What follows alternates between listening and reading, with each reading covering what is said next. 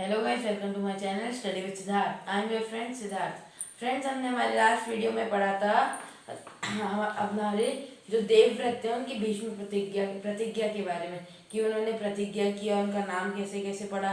And then मैंने last video के description में हमारा वो फोटो भी डाला था कि उनकी जनरेशन्स कैसी चलती हैं थी। तो आज का हमारा टॉपिक है अम्बा और भीष्म। हमारे चैप्टर नंबर 4 का क्या नाम है? अम्बा और भीष्म। फ्रेंड्स, इससे पहले मैं आपको एक चीज बताना चाहता हूँ। वो जो विचित्र वीर्य था,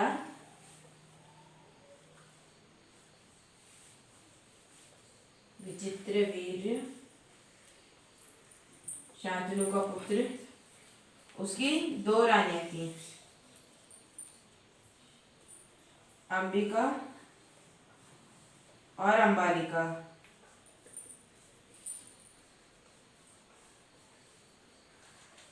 एंड फ्रेंड्स, ये अंबिका और अंबालिका दोनों बहनें थी। ओके, और इनकी एक और बहन थी जिसका नाम था अंबा, और विचित्र वीर्य ने उनसे विवाह नहीं किया था। और फिर इसी के ऊपर एक बहुत इंटरेस्टिंग सी कहानी बन गई जो हमारे इस चैप्टर में डिस्क्राइब की गई है। तो चलिए अब हमारा चैप्टर नंबर 4 अम्बा और भीष्म शुरू करते हैं। अपनी बुक ले लीजिए और फिंगर से पॉइंट आउट कीजिए। सत्यवती के पुत्र चित्रांगद बड़े ही वीर थे, परंतु स्वेच्छाधारी थे। एक बार किसी गंधर्व के साथ युद्ध हुआ, उसमें वो मारे गए। जो इनके पुत्र थे सत्यवती के, वो बहुत वीर थे। ओके, और एक बार एक गंधर्व के साथ युद्ध हुआ। गंधर्व के साथ युद्ध हुआ, पहले के टाइम में होते थे। तो उसके दौरान उनकी डेथ हो गई, शहीद हो गए वो। ओके, उनके कोई पुत्र ना था, इसलिए उनके छोटे भाई विचित्र वीर हस्तिनापुर की गद्दी पर बैठे। उनका कोई बेटा नहीं था, इसलिए उनके छोटे भाई को राजा बना दिया गया, हस्तिनापुर का राजा। विचित्र वीर की आयु उस समय बहुत छोटी थी, इस कारण उनके बालिग होने तक राजकाज भीष्म को ही संभालना पड़ा। अब जब उनकी डेथ हो गई थी चित्रांगद की, तब विचित्र वीर बहुत छोटे थे और उनको राजा बना दिया गया। तो इसलिए तब तक वो राजा तो क्या नाम है इनका? विचित्र वीर। देखिए, नाम में कंफ्यूज मत होइएगा। राजा जो थे विचित्र वीर ही रहे, लेकिन जो राजकाज था वो सारा संभाला किसने? भीष्म पितामह ने। भीष्म पितामह गंगा और राजा शांतनु के पुत्र, यानी इनके दादाजी, इन्होंने सारा राजकाज संभाला उस वक्त का। जब विचित्र वीर विवाह के योग्य हुए तो भीष्म को उनके विवाह की चिंता हुई। अब जब विचित्र वीर विवाह योग्य हो गए, मतलब अब वो उनकी उम्र हो गई कि अब उनकी शादी करी जाए, तब भीष्म पितामह को उनकी शादी की चिंता होने लगी।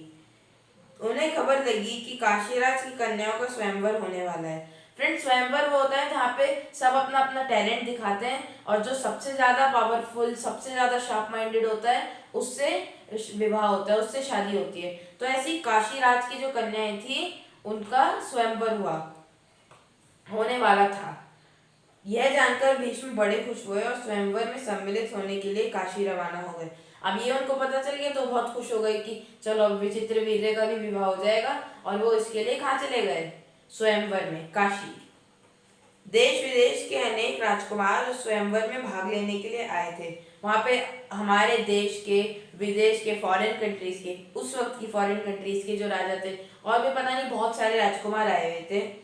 राजपुत्रियों को पाने के लिए आपस में बड़ी स्पर्धा थी। वहां पे कंपटीशन बहुत ज्यादा खतरनाक था उन राजकुमारियों को पाने के लिए। क्षत्रियों में भीष्म की प्रतिज्ञा की प्रतिष्ठा अद्वितीय थी। जो क्षत्रिय लोग थे सारे, उन सबके अंदर तो भीष्म पितामह की प्रतिज्ञा का बड़ा मान था कि उन्होंने प्रतिज्ञा ले रखी है, वो विवाह नहीं करेंगे। उनके महान त्याग और भीषण प्रतिज्ञा का हाल सब जानते थे। उन्होंने जो महान त्याग किया था अपने पिताजी के लिए और इतनी भीषण प्रतिज्ञा ली थी, उस सब जानते थे उसके बारे में। इसलिए जब वह स्वयंवर मंडल में प्रविष्ट हुए तो राजकुमारों ने सोचा कि वह सिर्फ स्वयंवर देखने के लिए आए होंगे। तो जब वो स्वयंवर के मंडप में आए तो सब लोगों ने सोचा कि इन्होंने प्रतिज्ञा कर रखी है, ये कहाँ युद्ध करने वाले, ये तो स्वयंवर देखने आए होंगे। परंतु जब स्वयंवर में सम्मिलित होने वालों में भीष्म ने अपना भी नाम दिया तो अन्य कुमारों को निराश होना पड़ा। अब जब उन सब के लिए जो स्वयंवर था, जिसमें बहुत सारे राजकुमार थे, उन सब में भीष्म ने अपना भी नाम दे दिया, तो सब लोग बहुत निराश हो गए। उनको क्या पता था कि दृढ़व्रती भीष्म अपने लिए नहीं वरन अपने भाई के लिए स्वयंवर में सम्मिलित हुए। अब देखिए, उम्र में देखा जाए तो दादाजी लगेंगे, लेकिन रिश्ते में देखा जाए तो भाई लगेंगे, तो इसलिए यहाँ पे ऐसा मेंशन कर रखा है। लेकिन उम्र में देखा जाए तो उससे बहुत बड़े थे ना वो, लेकिन यहाँ पे रिश्ते के हिसाब से इन्होंने भाई बोला है भीष्म पितामह को विचित्रवीर्य के। ओके, तो आप उम्र पे मत जाइए, फिर हम रिश्ते के हिसाब से उनको भाई कहना स्वीकार करते हैं।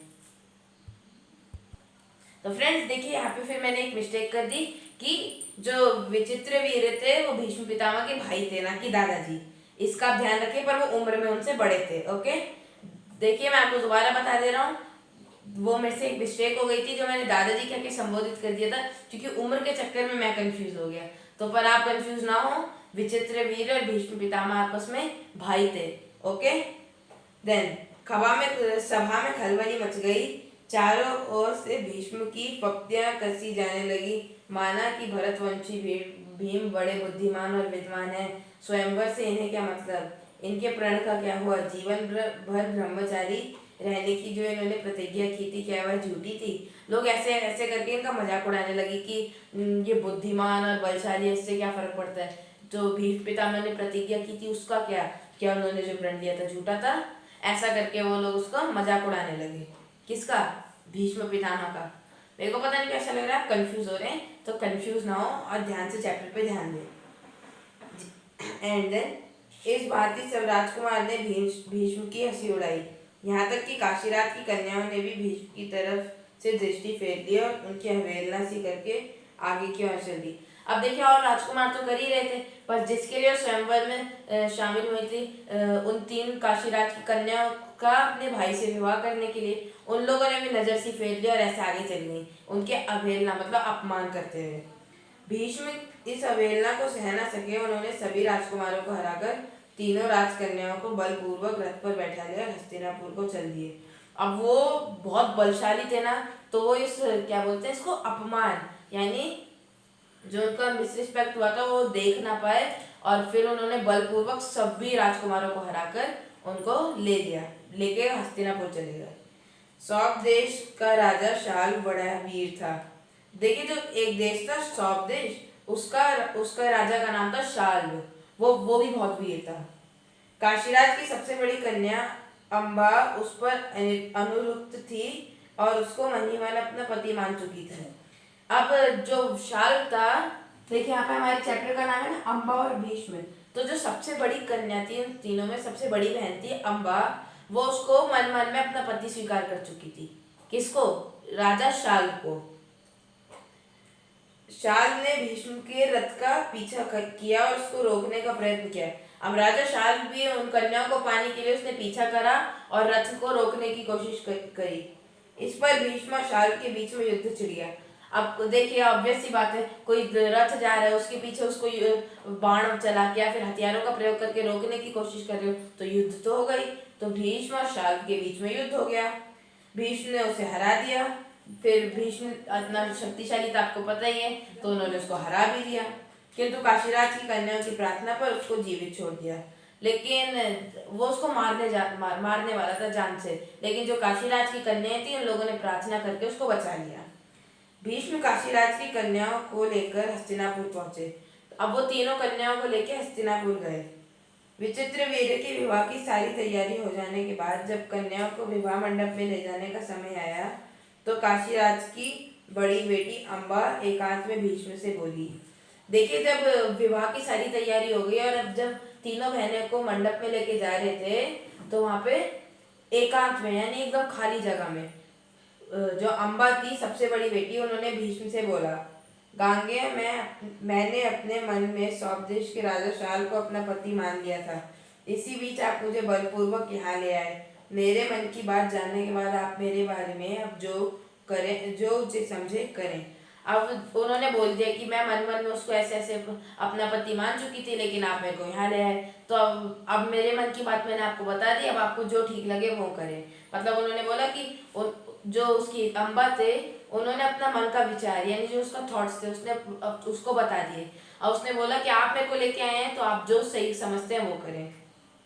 भीष्म को अम्बा की बात जची। अब उनको बात भी ठीक लगी कि बात तो सही कह रही है ये। उन्होंने अम्बा को उसकी इच्छा अनुसार उचित प्रबंध के साथ शाल्व के पास भेज दिया और अम्बा की दोनों बहनों अंबिका और अम्बालिका का विचित्र वीर्य के साथ विवाह करा दिया। अब उन्होंने अम्बा को सारे अच्छे खासे प्रबंध करा के वहां भेज दिया राजा शाल्व के पास और विचित्र वीर्य का अंबिका और अम्बालिका से विवाह करा दिया। अम्बा अपने मनोनीत वर सौभ्रात शाल्व के पास गई और सारा वृतांत कह सुनाया। अब जो जिसको चाहती थी वो उसके पास गई और उसको सारी बात बताई। उसने कहा, राजन, मैं आपको ही अपना पति मान चुकी हूँ।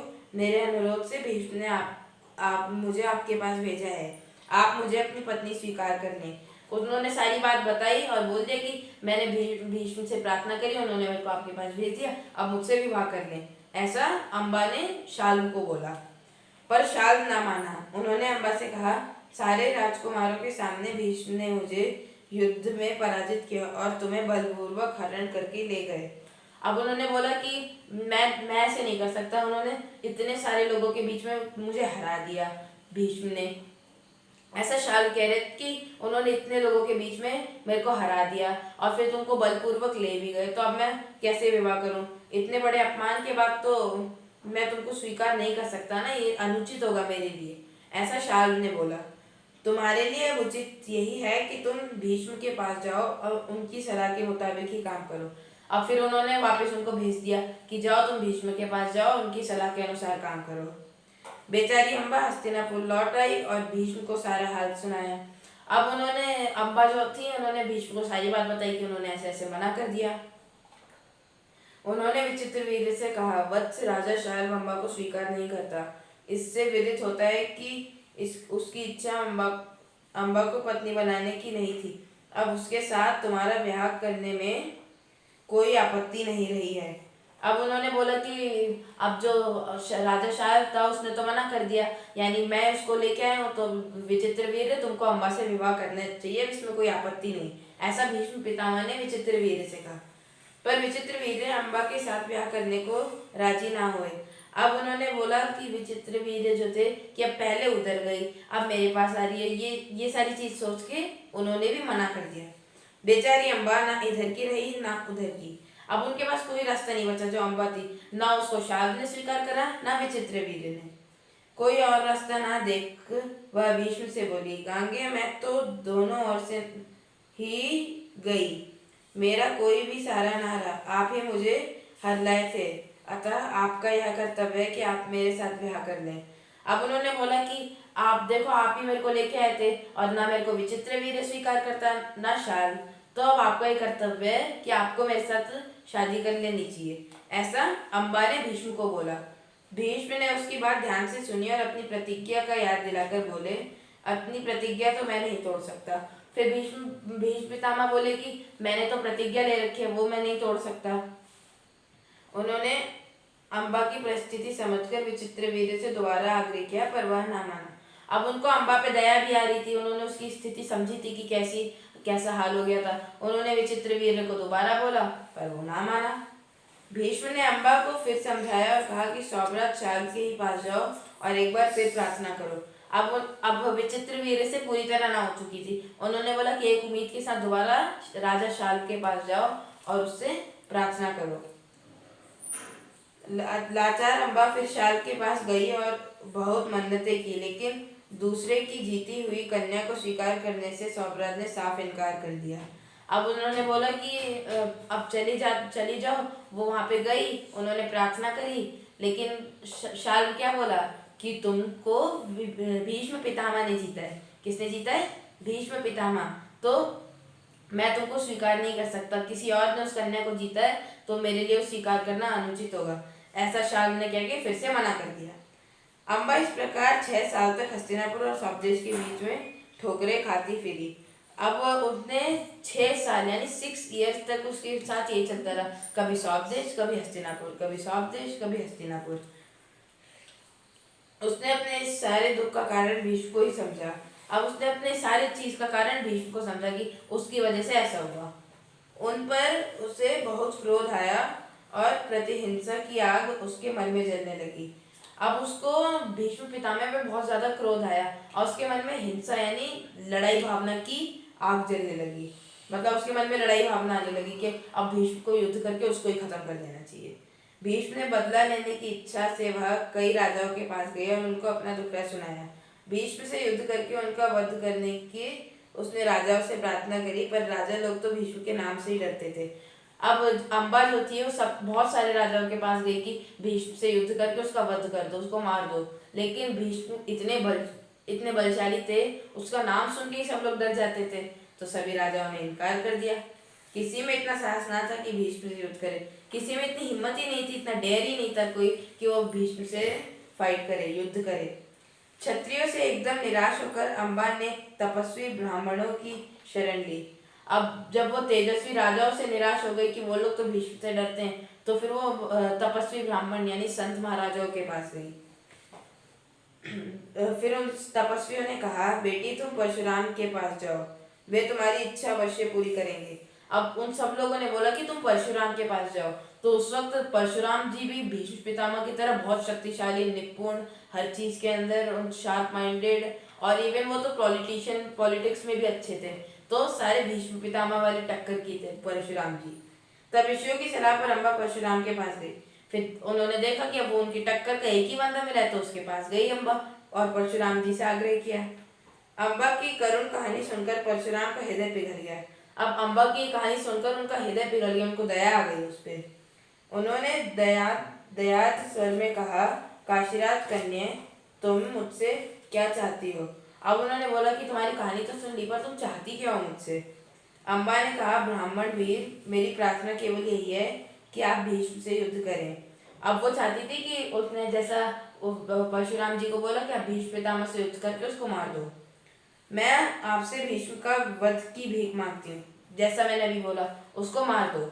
वो अब बदले की आग में ना वो चाहती नहीं थी कि भीष्म पितामह जीवित रहें। क्यों? क्योंकि उन्होंने उसका जीवन बर्बाद किया था, तो वो भी उसका जीवन बर्बाद करना चाहती थी। परशुराम को अम्बा की प्रार्थना पसंद आई। अब उनको अम्बा की प्रार्थना अच्छी लगी कि इसके साथ अनुचित हुआ है तो उसका वध करना सही है। बड़े उत्साह के साथ वह भीष्म के पास गए और उनको युद्ध के लिए ललकारा। अब फिर बहुत ही ज्यादा उत्साह के साथ गए, बहुत एक्साइटमेंट के साथ, और उसको युद्ध के लिए ललकारा, चैलेंज करा। दोनों कुशल योद्धा थे और धनुष विद्या के जानकार भी। दोनों ही कुशल, जैसा मैंने आपको बताया, दोनों में सिमिलैरिटीज थी। दोनों एकदम निपुण कुशल योद्धा थे, अच्छे योद्धा थे, और दोनों ही धनुष विद्या यानी उस वक्त की जो आर्चरी होती थी उसके अंदर कई अलग अलग तरह के अस्त्र होते थे। तो दोनों ही उस विद्या में बहुत ज्यादा जानकार थे। दोनों ही जितेंद्रिय और ब्रह्मचारी थे। अब दोनों ही अपनी इंद्रियों पे यानी अपने आंख, अपने सेंस ऑर्गन्स पे इतना काबू पा चुके थे कि उनके सामने चाहे तो कुछ भी रख दो, अपने आप को कंट्रोल कर सकते थे। और ब्रह्मचारी थे, मतलब दोनों ने शादी नहीं कर रखी थी।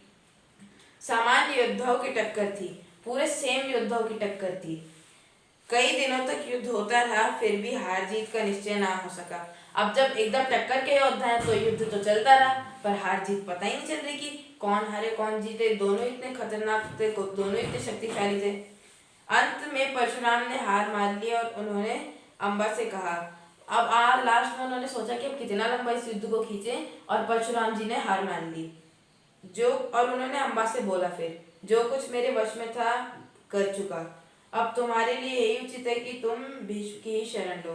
अब उन्होंने बोला कि मैंने जो कर सकता था मैंने वो करा, लेकिन अब तुम्हारे लिए यही उचित है कि तुम भीष्म पितामह की शरण ले लो।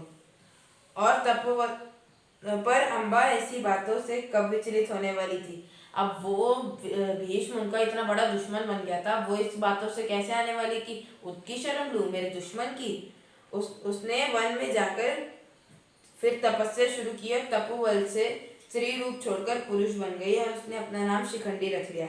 अब जब कोई ऑप्शन नहीं बचा तो उस वक्त की नीति के अनुसार ना स्त्री को विवाह करना जरूरी था। अगर वो विवाह नहीं करेंगी तो फिर उनकी लाइफ ही नहीं है, ऐसा माना जाता था। तो इसलिए उन्होंने क्या किया, वो जंगल गई, तपस्या चालू कर दी, और तपोबल से यानी जो मेडिटेशन से एनर्जी होती है उससे उन्होंने अपना जेंडर चेंज कर लिया, यानी वो स्त्री रूप छोड़कर पुरुष बन गई और अपना नाम क्या रख लिया, शिखंडी। जब कौरवों और पांडवों के बीच कुरुक्षेत्र के मैदान में युद्ध हुआ तो भीष्म के विरुद्ध लड़ते समय शिखंडी रथ के आगे बैठा था और अर्जुन ठीक उसके पीछे। अब जब कुरुक्षेत्र में ये युद्ध हुआ था ना, जैसा कि मैंने आपको हमारे चैप्टर 1 में बताया था कि कुरुक्षेत्र में हुआ था, तो उस वक्त अर्जुन के आगे शिखंडी बैठा था, और जब भीष्म पितामह से उनका युद्ध हुआ था तो अर्जुन के आगे शिखंडी बैठ जाता, और उसके बाद अर्जुन। ज्ञानी भीष्म को यह बात मालूम थी कि अम्बा ही शिखंडी का रूप धारण किए हुए।